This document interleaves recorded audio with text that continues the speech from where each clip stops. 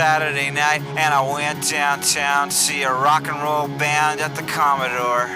I waited in line to pay $10 to see a shitty band from New York playing their hit from '64. Everyone there weighed 1,000 pounds. I was the youngest one in the crowd.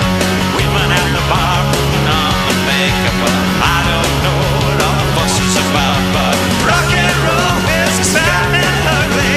Rock and roll is fat and ugly. Rock and roll is fat and ugly. Rock and roll is fat and ugly. Talk to a guy in a black toothpaste, a rebel all night and a lawyer by day. He went to the bar and he bought me a beer. He said, "Come on, let's drink. What do you say?" Rock and roll is fat and ugly.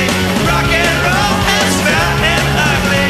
Rock and roll is fat and ugly. Rock and roll is fat and ugly.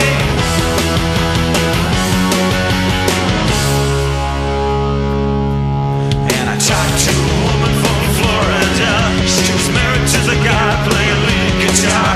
She drove up north for her alimony. She brought her kids, well, they were all in the car. Well, I couldn't binge just another song. I tried to dance, but the beat was wrong.